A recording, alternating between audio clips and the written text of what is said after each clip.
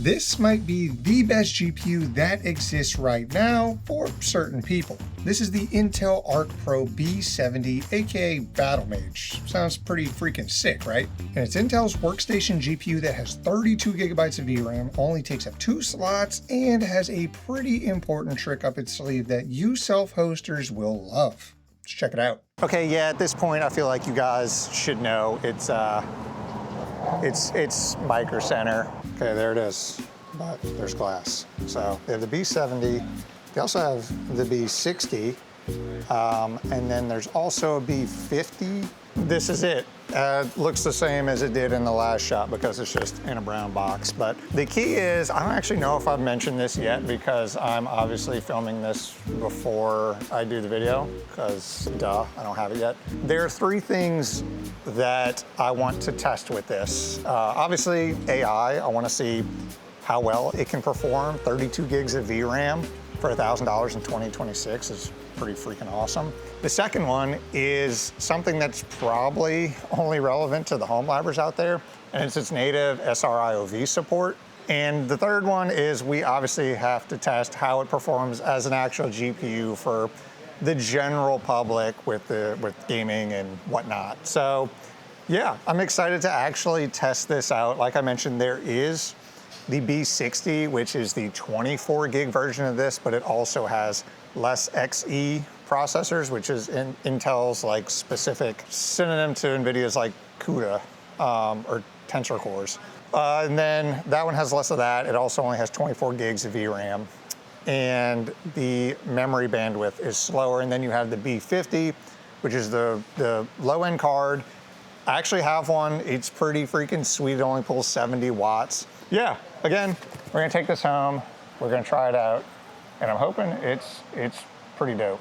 All right, let's get the specs out of the way so that we can actually show off what makes this card unique. Specs are on the screen here, but the big things are 32 gigs of GDDR6 at just over 600 gigabytes per second, base clock of 2.2 gigahertz, 230 watt TDP, and a price of just under $1,000. Physically, we have the 2-slot version with the blower fan and a single 8-pin connector for power, which I believe is the only form it actually comes in. Anyway, a lot of these numbers don't really mean anything to a lot of people. They just care about how it performs and what it can do. Now, since Intel is new to the game in the GPU market, I think they need to do 2 of these 3 things to stay competitive, and that's be cheaper than the competition, do something the competition doesn't, or just perform better. Well, at $1,000 for 32 gigabytes of VRAM, they're definitely the most affordable option today for those looking for workstation/AI cards, and they also do something their competition doesn't do,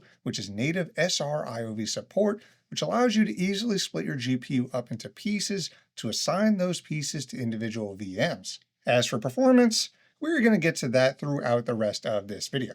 Now let's start with everyone's favorite use case today, and that's AI. It's no secret that AI is the most popular trend in tech right now, and many users are rushing to pick up as much VRAM as possible to run their own AI models locally. 32 gigs is quite high for consumer level cards, so we are definitely able to run some decent sized models. The memory bandwidth sits at 600 gigabytes per second, which will have a huge effect on how quickly we can process those tokens. I did mention that Intel is new to the GPU market, so that means that software support and drivers for not only gaming, but AI aren't as mature and developed, but we have a proper backend in SYCL. So how does it perform?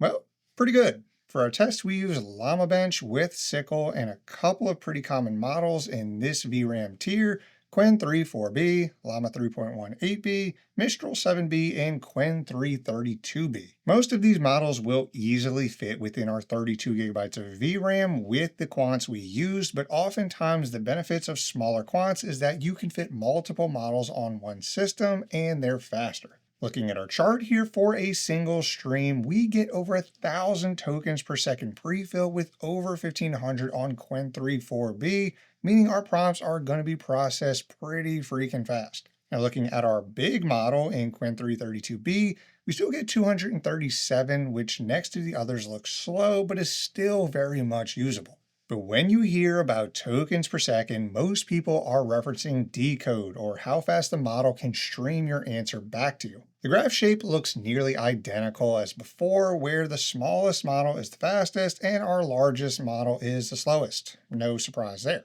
I often say that for a model to be usable for real-time chat applications or coding assistance, you want your decode to be at least 20 to 30 tokens per second. Qwen 3 32B falls just under that, which means that it'll feel slower, but it'll be more accurate and helpful. Now, it's not like 20 tokens per second is a hard line and anything under that is deemed unusable. That's just my opinion. For agentic work, this would be perfectly fine, but personally, for coding assistance, I'd go with something in the 8B Q4 range. So that's performance for a single stream, like if it's just you or a single application hitting the model, but what if you have a team of users hitting it or multiple apps? Well, I took our smallest Qwen 3 4B model and hit it with a concurrency test to see what our decode tokens per second would look like. As expected, our overall tokens per second go up with each concurrent stream up until around 8 where it'll plateau and possibly go down. It's good to see that it at least scales up to that level, but Llama CPP isn't really known for its raw concurrency performance,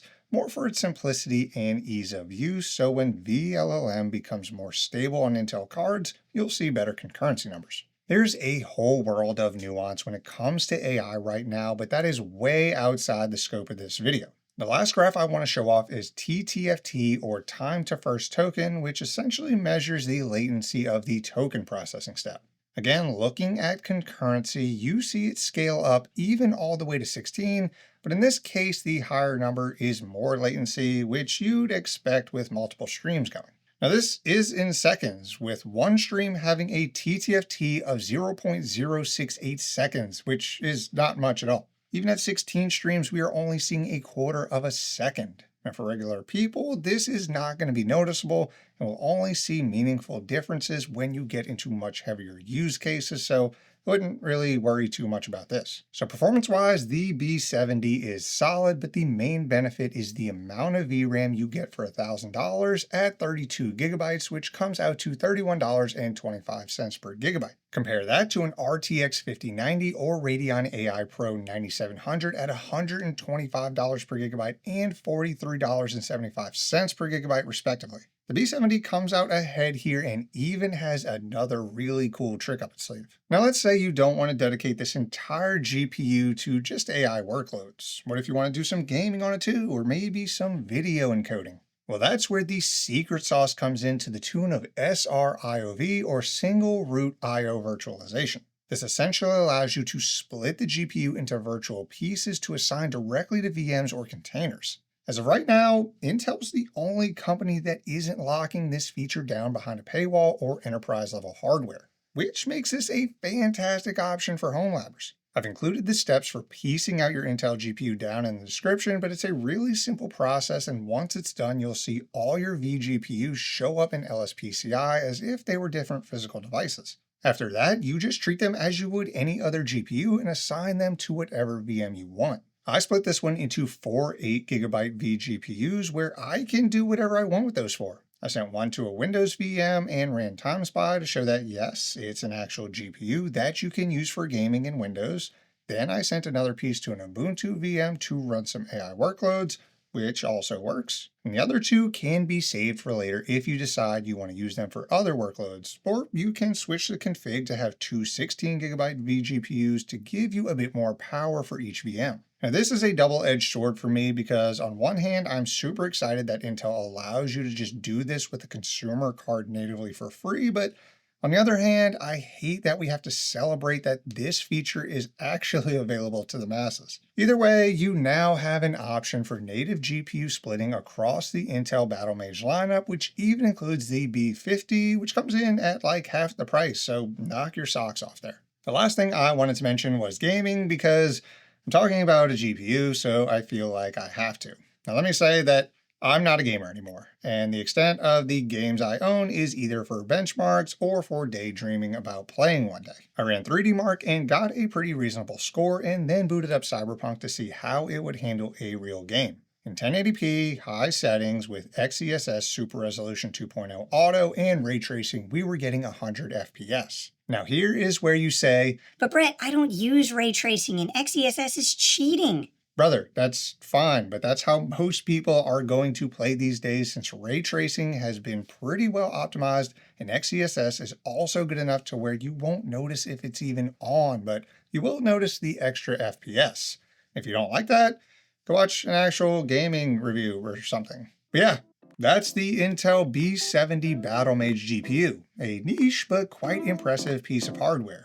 For pure gamers, I can't say that I would really recommend it simply because Intel is fairly new to the GPU game, so older games tend to have some issues. Who I can recommend this for is for home labbers, 100%, and even users who want to run AI workstations while getting the most out of their budget. We've shown that when it comes to cost efficiency, it's hard to beat the amount of VRAM you get per dollar with this GPU, but I'll leave that decision to you. It's your money.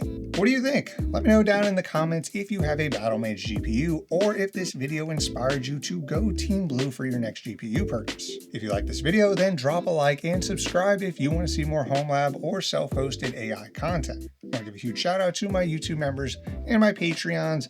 You guys are my 32 gigabyte GPU with native SR-IOV that I can use for all kinds of home lab shenanigans. And y'all are great. And if you're still watching, you're Llama CPP. Thank you so much, and I'll see you in the next one.